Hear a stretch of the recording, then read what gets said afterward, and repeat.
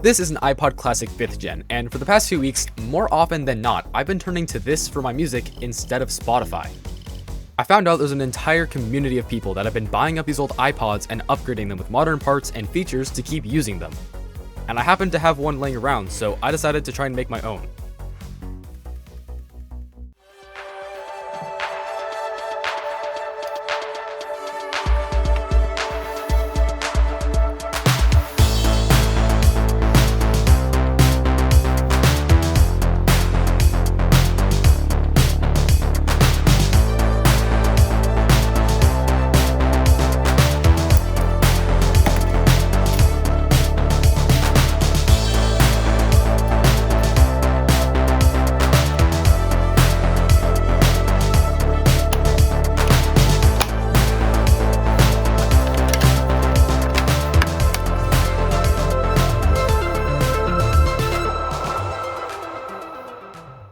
All in all, this project wasn't too expensive, only coming in around $45. That's mostly because I already had this microSD card laying around and the actual iPod itself, so most of the money went into buying this iFlash adapter board to use the new storage and an upgraded battery I got off of eBay.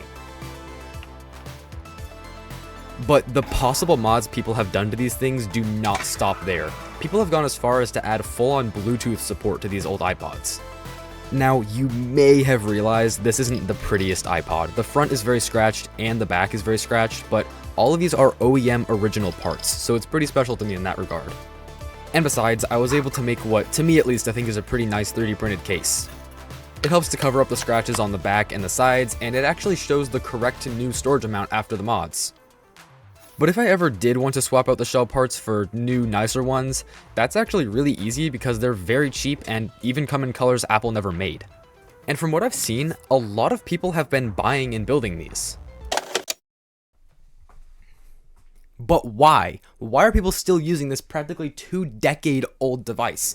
It's got a crappy charging port, it can't make phone calls, it can't scroll social media, it can't even connect to the internet. So why are people still using this? It could be nostalgia, but I grew up in an age of fidget spinners and going to my friend's house to play Minecraft and the iPhone and the modern internet. So while it might be nostalgia for some people, it definitely isn't for me.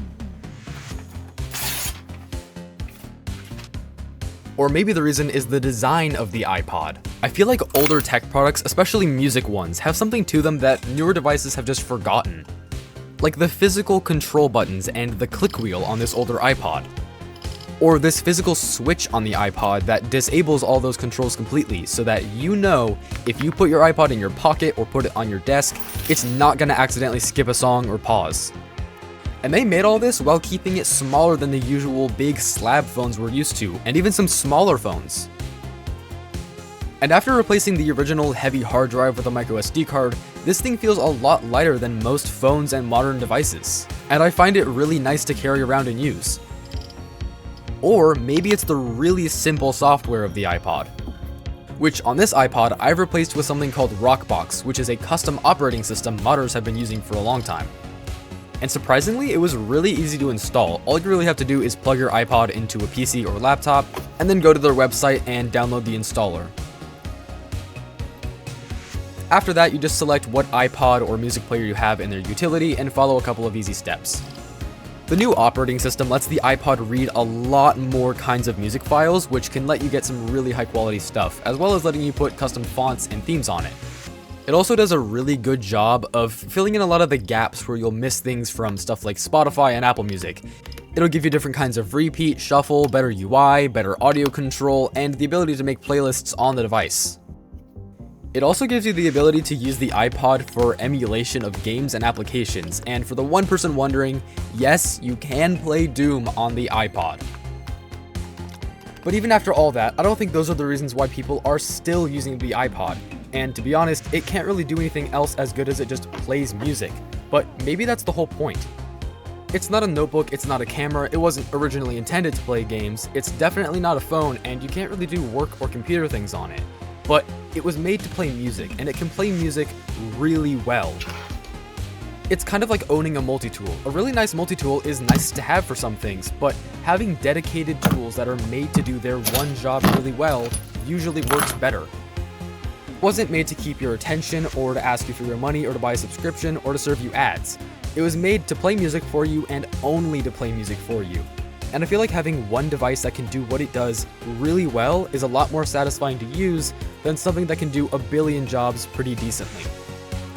And that's it. That's the whole video. I had a lot of fun making this, and it took quite a while to make the whole thing, and I really hope you enjoyed it. Have a nice day, and yep, that's it.